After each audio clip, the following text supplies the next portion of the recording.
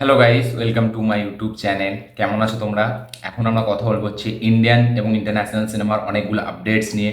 তার পাশাপাশি একটা ট্রেলার রিয়াকশন দেবো, তার পাশাপাশি কিছু বক্স অফিস কালেকশন নিয়ে কথা হবে। চলো ভিডিওটা শুরু করা যাক। সব থেকে প্রথম যদি ট্রেলারটা নিয়ে কথা বলি, সেটা হচ্ছে তেলেগুর আপকামিং একটি সিনেমা, যেটা 15ই আগস্ট রিলিজ হতে চলেছে, স্টারিং রাম পোতিনেনি। ফিল্মটা ডিরেক্ট করেছে হচ্ছে পুরী জগন্নাথ, যেটা একটা সিকুয়াল ফিল্ম, যেটা হচ্ছে স্মার্ট শঙ্কর, যেটা 2019-এ বেরিয়েছিল, একটা ব্লকবাস্টার সিনেমা। 100 crore ক্লাবে মনে হয় গিয়েছিল, 80 কোটির উপরে প্লাস বিজনেস করেছিল। ফিল্মটা খুব ভালো রেসপন্স পেয়েছিল। তারই সিকুয়েল এটা, তার ট্রেলার রিলিজ হয়ে গেছে কালকে। সেই ট্রেলারটা নিয়ে কথা বলবো। এই ট্রেলারটি, ঠিক আছে, আমার হিন্দি চ্যানেলে রিয়াকশান আছে, এটা মানে ট্রেলার রিয়াকশান, ডাইরেক্ট লাইভ একদম ট্রেলার রিয়াকশান, সেটা আমার হিন্দি চ্যানেলে আছে। ঠিক আছে, হিন্দি চ্যানেলে যারা সাবস্ক্রাইব করেননি এখন গিয়ে সাবস্ক্রাইব করে দিই। লিঙ্ক আমি ডিসক্রিপশানে দিয়ে দেবো। তো মানে ওই যে ট্রেলারটি, আমি জানি না মানে ট্রেলারটা এডিট কে করেছে। মানে এরকম ট্রেলার এডিটিং আমি আমার লাইফে ফার্স্ট টাইম দেখছি। আমি যখন ট্রেলারটি প্রথম টুইটারে দেখি, ঠিক আছে, আমি প্রথম ভাবছি এটা কোনো ফ্যানমেড মানে ভিডিও নাকি বানিয়েছে নাকি। তারপর আমি যখন কানে হেডফোন দিয়ে মানে ডাইরেক্ট এটা দেখছি, ইউটিউবে সার্চ করছি, দেখি না ট্রেলারটি বেরোলো। এবার আমি ট্রেলারটি দেখলাম, আমি বলি এটা কি ট্রেলার, মানে এটা অন্যরকম ট্রেলার। কোনো মাথা মুন্ডু কিছু নেই, জাস্ট পুরো ঘেঁটে খিচুড়ি বানিয়ে দিয়েছে ফিল্মটাকে পুরী জগন্নাথ। স্মার্ট শঙ্কর সেই ফিল্মটা চলেছিল, কারণ তাতে রাম পোতিনেনির ক্যারেক্টারটা, সেটা একটা আইকনিক ক্যারেক্টার ছিল, সেটা বেশ ভালো প্লে করেছিল রাম পোতিনেনি। রাম পোতিনেনি অ্যাক্টার যেহেতু খুব ভালো, ঠিক আছে, সে ডান্সারও খুব ভালো, তো সে অ্যাক্টিং করে দেয় ভালোই। এবার ওই ফিল্মটা যে রোলটা তাকে দিয়েছিল সেটা কিন্তু খুবই ভালোভাবে সে পুল আপ করেছিল।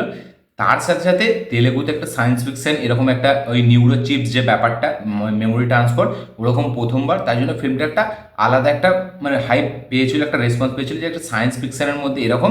তার সাথে সাথে একটা মাস কমার্শিয়াল এলিমেন্টস, একটা কমেডি, একটা রোম্যান্স, একটা অ্যাকশন, ঠিক আছে, রামপদিনের ডান্স, কিছু ভালো ভালো গান, তাই জন্য ফিল্মটাকে হেভি ভালো ব্লকবাস্টার করেছিল। এবার একটা সিকুয়াল আসছে, ঠিক আছে, সেই ফিল্মটাকে যে এইভাবে ঘেঁটে দেবে, এটা জাস্ট আমি আশা করিনি। সঞ্জয় দত্ত তাকে নিয়েছে মানে পুরো সিনেমার ট্রেলারটি যদি আপনি দেখেন, মানে সঞ্জয় দত্তকে সে কেন নিয়েছে আমি নিজেও বুঝতে পারি না। এইদিকে ডায়লগবাজি হচ্ছে ক্লাইম্যাক্সে, লাস্টে আমরা দেখতে পাচ্ছি ট্রেলারে, তারপরে দেখেন একটা বন্দুক নিয়ে এরকম এরকম শট। ওই সিনটা আমার যা হাসি লেগেছে, মানে আমি ধারণার বাইরে। আমার ট্রেলার রিয়াকশনে আছে, আপনারা দেখবেন।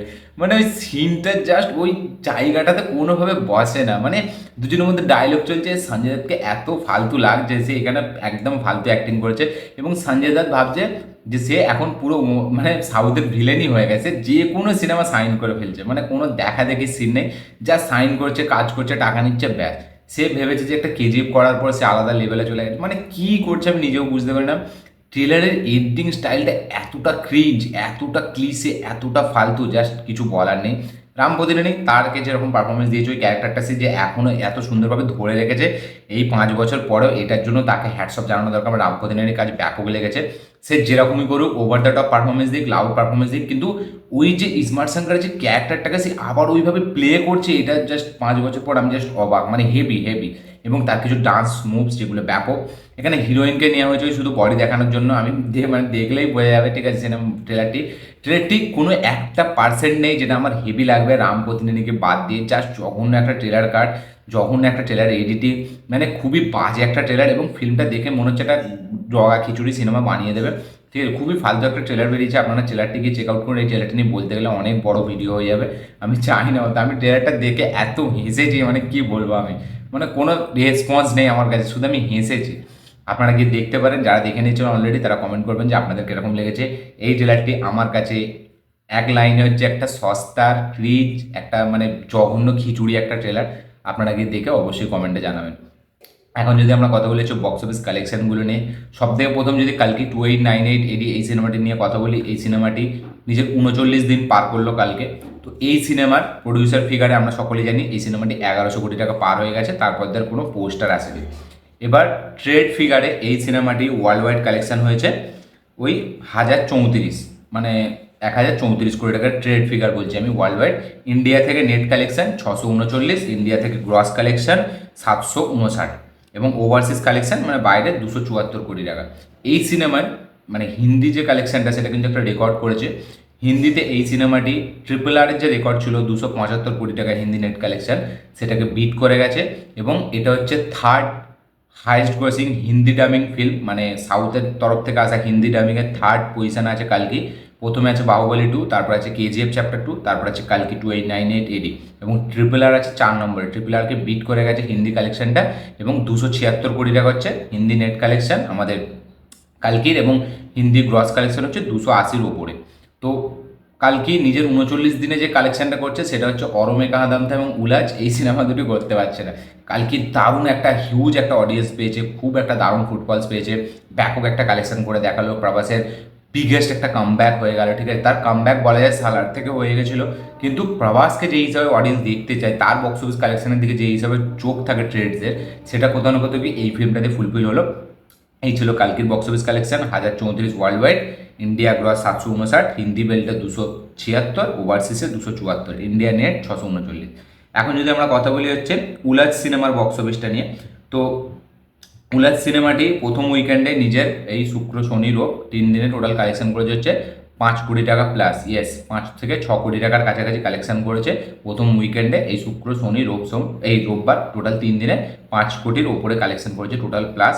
এবং অরমে কাহা দামটা এই সিনেমাটির নিজের টোটাল 3 দিনে কালেকশন করেছে 5.5 কোটির ওপরে, ওই 6 কোটির কাছাকাছি, মানে আজ কালকের কালেকশনটা নিয়ে টোটাল 6 কোটি টাকা আমি ধরে চলছি কালেকশন করেছে হচ্ছে নিজের 3 দিনে প্রথম উইকেন্ডে। উলাজ 5.5 কোটি এবং অরমে কাহা দামটা 6 কোটির কাছাকাছি বক্স অফিস করেছে নিজের ফার্স্ট উইকেন্ডে।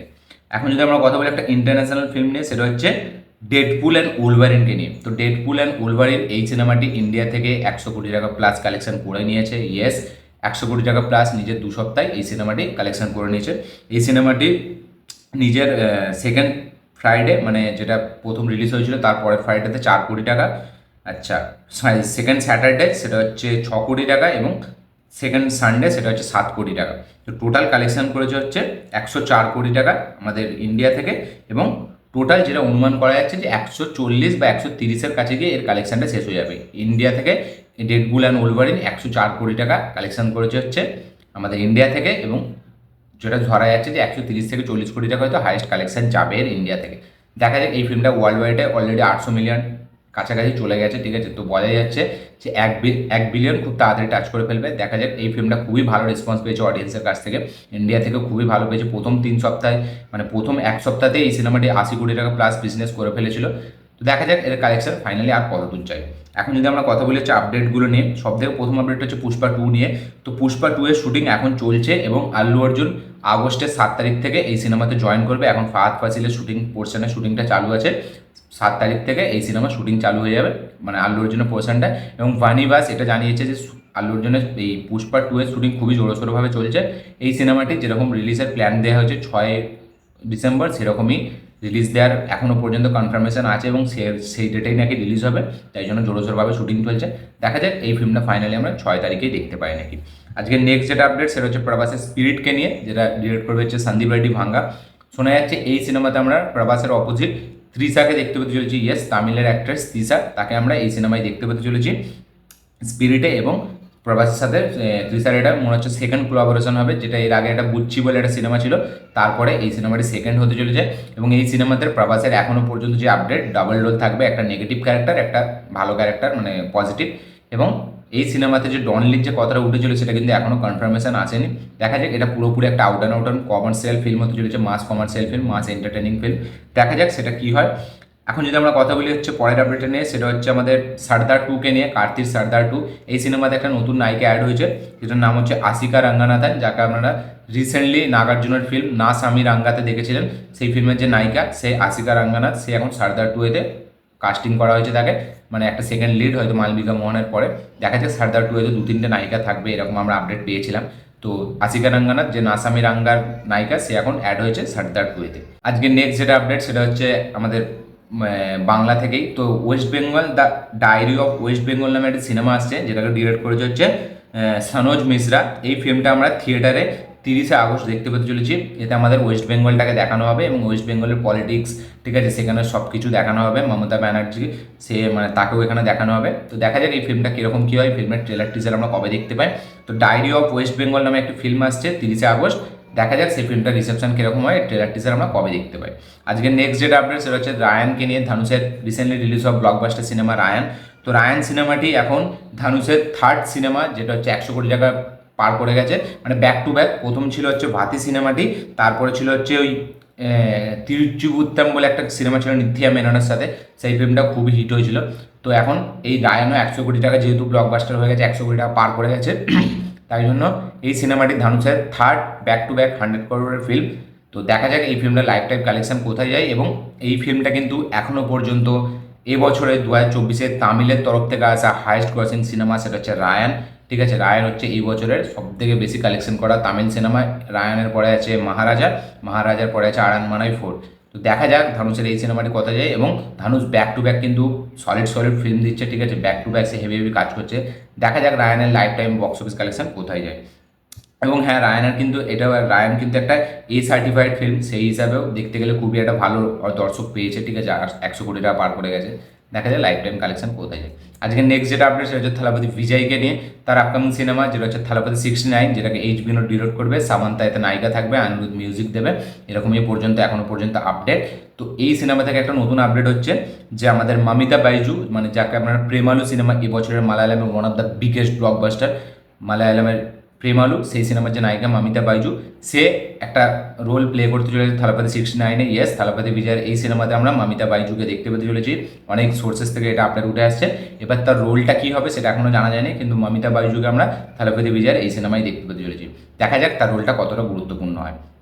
আজকে নেক্সট যেটা আপডেট সেটা হচ্ছে শঙ্করের রিসেন্টলি ডিজাস্টার হওয়া একটি সিনেমা, যেটার নাম হচ্ছে ইন্ডিয়ান 2। সেই সিনেমাটি বক্স অফিসে খুবই খারাপ রেসপন্স পেয়েছে, আমরা দেখেছি। সেই সিনেমাটি ফাইনালি এবার ওটিটিতে আসতে চলেছে 9 তারিখ। এই সিনেমাটি আমরা নেটফ্লিক্সে দেখতে পেতে চলেছি। ইয়েস, আর কিছুদিন পরে, মানে 4 দিন পরে এই সিনেমাটি আমরা ওটিটিতে নেটফ্লিক্সে দেখতে পেতে চলেছি। দেখা যাক এই সিনেমার ওটিটি মানে ভিউয়ারশিপ কীরকমভাবে জেনারেট করতে পারে, এই সিনেমাটি দেখার বিষয়, সেটাই দেখা যাক কী হয়। এই ছিল আজকে টোটাল আপডেটস, ইন্ডিয়ান আপডেটস, তার পাশাপাশি international box office collection, trailer reaction. আপনাদের কি মতামত এই ভিডিওটি দেখে অবশ্যই কমেন্টে জানাবেন। আমার এই ভিডিওটি ভালো লাগে থাকলে লাইক শেয়ার কমেন্ট করে দিন। চ্যানেলটিতে নতুন হলে চ্যানেলটিকে সাবস্ক্রাইব করুন, বেল আইকনটি প্রেস করতে ভুলবেন না। দেখা হচ্ছে পরের ভিডিওতে, ততক্ষণের জন্য বাই।